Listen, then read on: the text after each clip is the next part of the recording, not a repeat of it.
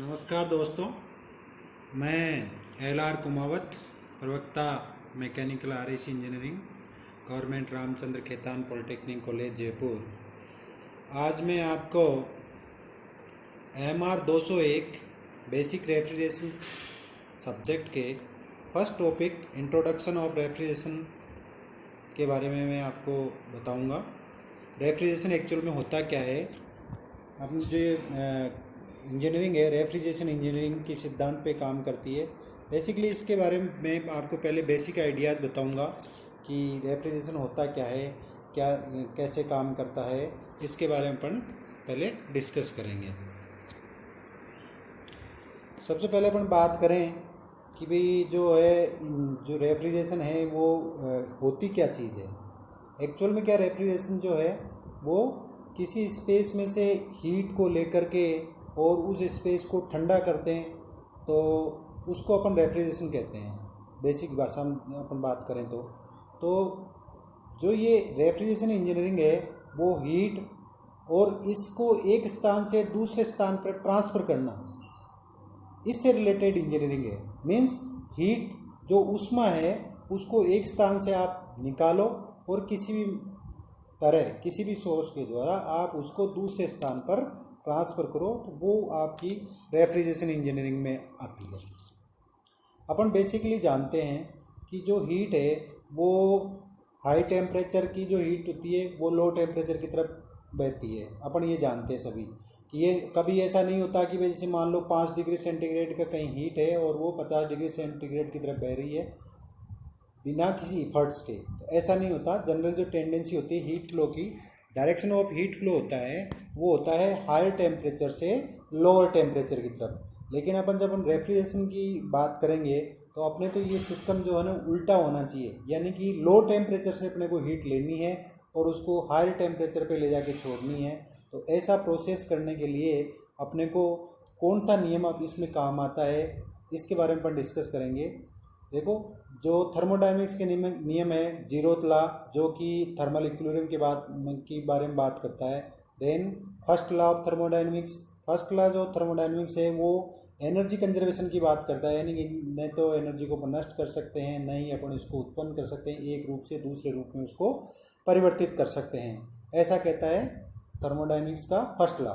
वो जो second law है, थर्मोडायनेमिक्स का सेकंड लॉ है, वो बेसिकली मशीन्स के बारे में बताता है, यानी कि ये हीट फ्लो की डायरेक्शन को बताता है।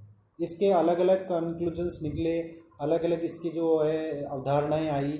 ये बेसिकली एंट्रोपी से रिलेटेड है। वैसे तो मैं इसके बारे में ज़्यादा डिटेल से नहीं बताऊंगा, अपने जो काम की चीज़ है वो अपन डिस्कस करेंगे। इसी सेकंड लॉ के ऊपर ही आपका heat engine, refrigerator, heat pump, सारी जो मशीन्स हैं, जो हीट मशीन्स हैं वो चलती है। यानी ये लो जो ये कहता है कि भाई कोई भी ऐसी मशीन नहीं बनी, एक अवधारणा इसकी है, कोई भी ऐसी मशीन नहीं हुई जिसको कि अपन हीट सप्लाई करें और वो उसको कम्प्लीटली वर्क में कन्वर्ट कर दे, यानी 100% एफिशिएंट मशीन बनाना असंभव है। ये तो उसने पहले बताया हीट इंजन के लिए।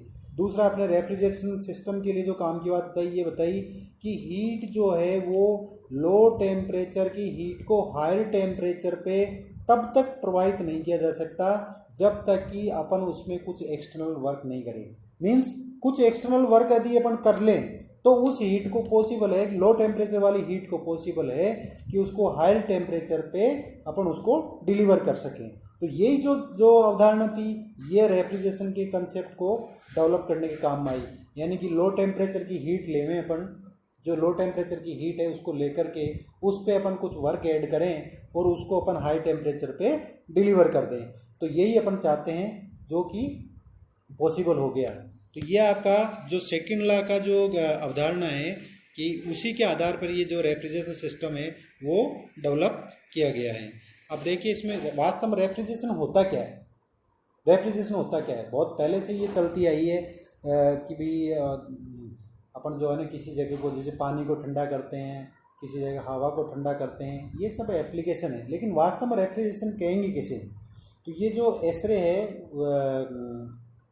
जो कि ये रेफ्रिजरेशन एयर कंडीशनिंग की संस्था है एसरे, तो इसने जो है रेफ्रिजरेशन की डेफिनेशन दी है। इसके अनुसार क्या है कि ये वह साइंस है जिसमें कि एक किसी स्पेस का, अपने पास कोई स्पेस होगा, उस स्पेस का टेम्परेचर अपन क्या करें, आसपास के वातावरण जो टेम्परेचर है उससे उसका टेम्परेचर कम करें और उसको मेंटेन रखें। अब कितना कम करें ये मैंने नहीं बताया, और नई इसमें कंडीशन है। चाहे से आपका जैसे मान लो आसपास के वातावरण का टेम्परेचर है 40 डिग्री सेंटीग्रेड और आपने किसी स्पेस का टेम्परेचर कर दिया 35 डिग्री सेंटीग्रेड, 35 डिग्री सेंटीग्रेड कर दिया और उसको लॉन्ग टर्म पे आप उसको मेंटेन भी रखते हो, यानी 35 डिग्री पे उसको मेंटेन रखते हो, तो ये भी आपका क्या होगा, एक रेफ्रिजरेशन होगा। इसी मतलब कि आपकी कोई भी स्पेस ले लिया आपने जो जिसमें कि अपने को क्या करना है, कूलिंग, यानी वहाँ का टेम्परेचर अपने को कम करना है। उस स्पेस का टेम्परेचर पहले तो अपन कम करेंगे आसपास के एनवायरनमेंट से, आसपास का जो भी एनवायरनमेंट का जो टेम्परेचर है उस टेम्परेचर से उस स्पेस का टेम्परेचर कम करेंगे और उसको लॉन्ग टर्म पे मेंटेन रखेंगे। मेंटेन रखना जरूरी है, यानी दोनों चीज़ होनी चाहिए, यानी पहले तो आपका उस स्पेस का टेम्परेचर आपको कम करना है और दूसरी बात उसको मेंटेन रखना है। ये दोनों कंडीशन यदि फुलफिल होता है तो वो आपका रेफ्रिजरेशन होगा, वो रेफ्रिजरेशन इंजन की परिभाषा में आएगा। अब ये जरूरी नहीं कि भाई 0 डिग्री यानी बर्फ़ जमे तब ही आप उसको रेफ्रिजरेशन कहोगे, ऐसा कुछ नहीं है कि भाई 0 डिग्री सेंटीग्रेड टेम्परेचर प्राप्त करो, -10 डिग्री प्राप्त करो, ऐसा कुछ नहीं। बाहर के जो वातावरण का, जो आसपास का वातावरण का टेम्परेचर है उससे उस स्पेस का टेम्परेचर अपन कम करें, उसको मेंटेन रखें, तो वो ही आपका रेफ्रिजरेशन कहलाता है। तो this is the definition of refrigeration. It is the science of producing the temperature of A given space below that of the surrounding atmosphere and maintaining it. दोनों कंडीशन फुलफिल होनी चाहिए। इसमें जो है आपकी हीट जो है वो स्पेस से एब्जॉर्ब की जाती है कंटिन्यूसली और उसको सराउंडिंग में छोड़ा जाता है। यानी हीट का जो आपका सिंक है, हीट को अपन कहीं स्टोर कर नहीं सकते।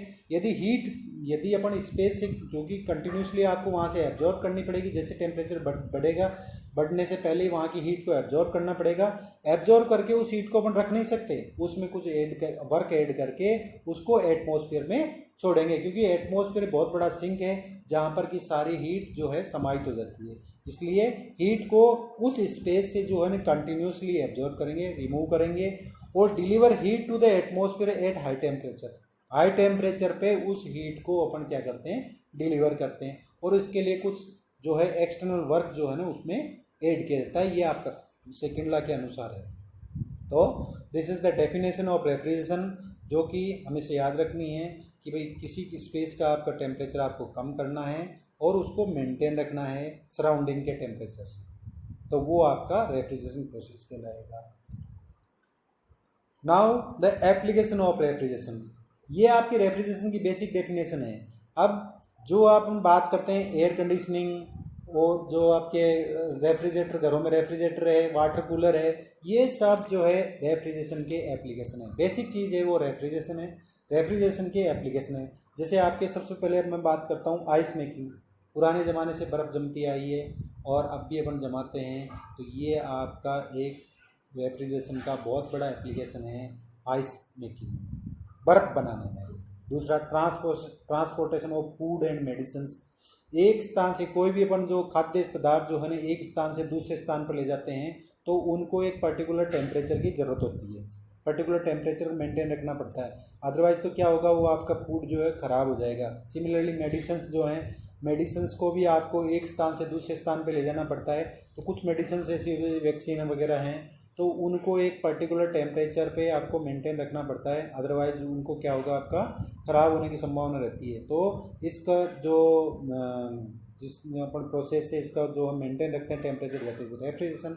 इसलिए इसका बहुत बड़ा एप्लीकेशन है transportation of food and medicine में।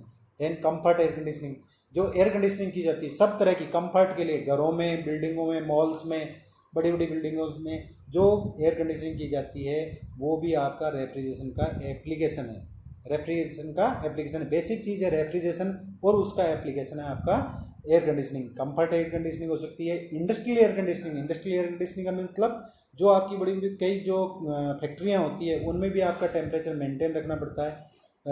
टेम्परेचर के साथ में अदर कंडीशंस भी होती हैं।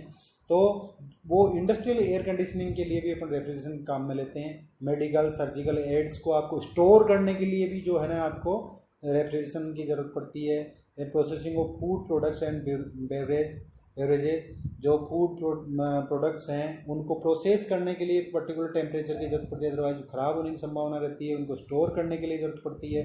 वो सारी आपकी रेफ्रिजरेशन के एप्लीकेशन पे ही काम करती है। देन डेयरी इंडस्ट्री, जो आपकी डेयरीज हैं या सारी की सारी डेयरी, वरना दूध क्या होगा आपका, 2 घंटे में दूध ख़राब हो जाएगा। तो सारी की सारी जो डेयरी इंडस्ट्रीज़ हैं वो सारी रेफ्रिजरेशन का एप्लीकेशन है। रेफ्रिजरेशन प्रोसेस, ये साइंस आने के बाद में डेयरी की जो इंडस्ट्री है वो इतनी बढ़ गई है। आज अपने को दूध चाहिए, वो आपका 3 दिन तक ख़राब नहीं होता है, आप उसको ज़्यादा भी स्टोर कर सकते हो। फ्रीजिंग फूड प्रोडक्ट्स को आप ले जाकर फ्रीज करने के लिए काम में ले सकते हो। आपकी एप्पल जो है बिना सीजन के एप्पल आ रही है, बिना सीजन के जो है ना अदर फ्रूट्स आ रहे हैं, और आपकी जो खाने की चीज़ें हैं उनको अपन फ्रीज करके रख लेते हैं। तो ये सारे जो है ना रेफ्रिजरेशन के कारण से ही पॉसिबल हो पाया है। फूड प्रोडक्ट्स को अपन फ्रीज करके रख सकते हैं और जब ज़रूरत हो तब अपन उसको निकाल के खा सकते हैं। अपने घरों में अपन रेफ्रिजरेटर वगैरह काम में लेते हैं। ये फूड प्रोडक्ट को आपको फ्रीज करने का काम है to produce extremely low temperature. बहुत जगह जहाँ पर कि बहुत ज़्यादा जो है ना आपका क्रायोजेनिक जो इंजीनियरिंग है, क्रायोजेनिक में जो है ना आपको बहुत लो टेम्परेचर प्रोड्यूस करने की जरूरत पड़ती है। तो वहाँ पर भी ये भी जो प्रोसेस है वो रेफ्रिजरेशन है। देखो रेफ्रिजरेशन का मतलब मैंने पहले बताया था, डेफिनेशन में बताया था कि रेफ्रिजरेशन का मतलब ये नहीं है कि बहुत कम टेम्परेचर या आप बर्फ़ जमाने के काम में बर्फ़ जमे तभी उसको रेफ्रिजरेशन कहोगे। रेफ्रिजरेशन का मतलब है यदि आपने एटमॉस्फेयर से थोड़ा बहुत भी टेम्परेचर यानी 1 डिग्री भी कम कर दिया उस स्पेस का और मेंटेन रख दिया, वो भी रेफ्रिजरेशन है। और एटमॉस्फेयर से 100 डिग्री भी आपने कम कर दिया और उसको मेंटेन किया तो वो भी आपका एक तरह से रेफ्रिजरेशन ही है। तो सारे रेफ्रिजरेशन के प्रोसेस में आ गया।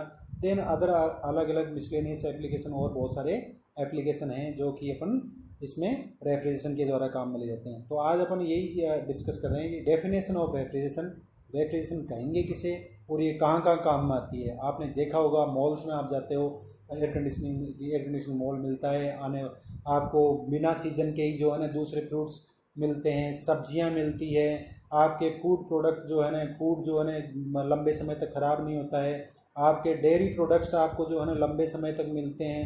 गांव में आपका दूध जो डेयरी इंडस्ट्री है वो रेफ्रिजरेशन आने के बाद में इतनी ज़्यादा बढ़ गई, दूध का प्रोडक्शन होता है गांव में आपके वहाँ से इकट्ठा करता है और जो है आपकी जो रेफ्रिजरेटेड ट्रक्स होते हैं उनमें भर के ला करके और डेयरी में डाल ला लेके आते हैं। वहाँ प्रोसेसिंग होता है, प्रोसेसिंग के बाद में उसको फिर आपका फ्रेश रखने के लिए उसको फिर रेफ्रिजरेशन प्रोसेस के द्वारा उसको ठंडा किया जाता है, टेम्परेचर मेंटेन किया जाता है ताकि उसमें बैक्टीरिया वगैरह डेवलप नहीं हो। तो ये सारे एप्लीकेशन जो है रेफ्रिजरेशन प्रोसेस में काम आते हैं।